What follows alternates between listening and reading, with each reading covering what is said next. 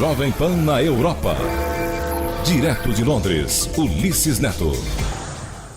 Bom, e vamos a Londres, inclusive com Ulisses Neto atualizando as informações sobre o atentado em Berlim.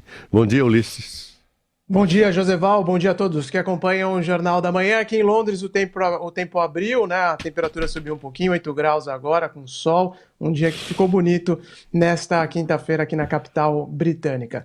Joseval, agora há pouco o príncipe Charles, né, o herdeiro da coroa britânica, fez um pronunciamento que é tradicional nessa época do ano, na rádio BBC 4, a rádio mais importante da Inglaterra, e ele falou muito sobre essa questão, né, dos últimos atentados que a Europa tem vivido e como o aumento da intolerância no continente aumenta também o risco de se repetirem horrores do passado, e aí ele se referiu, inclusive, ao Holocausto.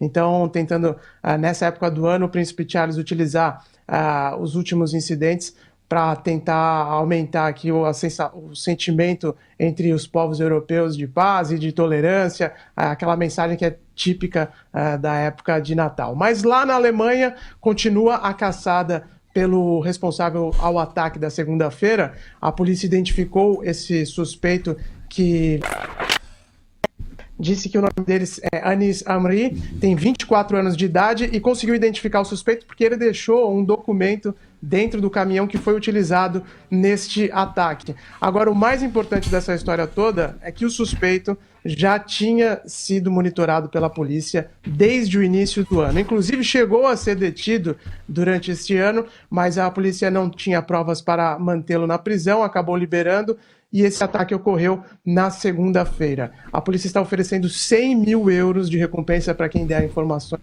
sobre o paradeiro deste suspeito de 24 anos da Tunísia, como eu disse, e ao que tudo indica, eles não têm ainda uma pista sólida, concreta, né, de onde, sobre o paradeiro, sobre onde está o responsável por esse ataque que deixou 12 pessoas mortas. Ulisses, o príncipe Charles não é bom em história. E não sei se em outras coisas também, porque falar do Holocausto, realmente o ensino de história deve estar ruim para a família real.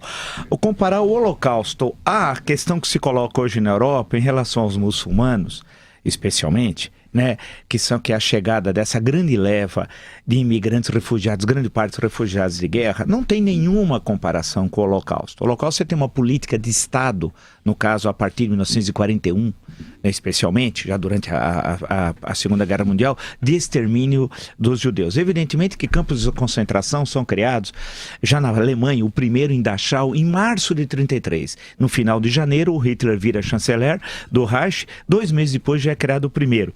E nesse caso para perseguidos políticos, comunistas, socialistas, depois liberais e etc. E mais à frente você tem uma política de extermínio já a partir da Segunda Guerra Mundial, já ali por volta de 41, 42. É diferente, radicalmente diferente, de uma visão, entre aspas, de intolerância em relação à questão dos muçulmanos. E aí nós temos de entrar numa questão que o politicamente correto, e o Charles é produto desse politicamente correto, tal, que é de uma hipocrisia cavalar. Ele gosta muito de cavalo, então vamos falar cavalar. A questão que se coloca é que quando você chega e essa leva, você se adapta às instituições do país que você está chegando é uma coisa. Países que têm uma longa tradição histórica, que têm leis, constituição, tem uma tradição, tem uns espaços de sociabilidade, em suma, tem um modo de vida que vem de séculos e séculos. Quando você chega a esse país e se adapta, não tem problema. A questão é quando você chega e quer impor nesse país os seus hábitos, a sua forma de vida, a sua tradição religiosa e excluindo os outros. Então a questão que se coloca é que a convivência com essa leva recente de muçulmanos, né, especialmente, estou me referindo a eles e tal, a questão, ou eles se adaptam ao Estado laico moderno da Europa Central, da Europa Ocidental, ou esse conflito vai ocorrer. A grande questão é essa. Se eles viessem para o Brasil, nós não sabemos o que é isso. Porque a gente está longe. O Brasil é longe. O Brasil é o extremo ocidente. Está longe como um cão.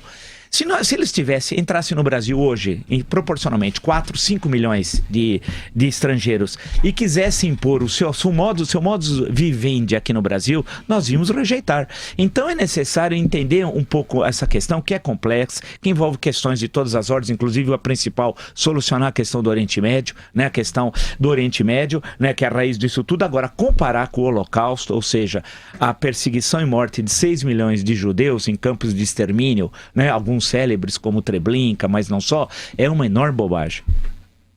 Foi até uma fala surpreendente do Príncipe Charles, Vila, porque a família real, principalmente a rainha, né, ela não costuma se envolver em temas políticos ou em polêmicas que estejam ocorrendo no país. Ela sempre fica muito à margem, né, das grandes discussões para manter essa postura de neutralidade dela. E o Príncipe Charles hoje chegou a citar até o profeta Maomé, fez um discurso que está sendo interpretado aqui na Inglaterra como até um ataque ao crescimento de países como a partidos, melhor dizendo, como alternativa para a Alemanha, né, lá na Alemanha, também ao partido da Frente Nacional na França, a vitória de Donald Trump. Então, muita gente aqui dizendo que essa fala dele, né, pedindo que a intolerância não dê espaço para novas catástrofes, né, para novas tragédias, teria sido uma reação a esse momento político que o mundo vive, algo que não é típico dessa família real, ou pelo menos dessa dinastia, né?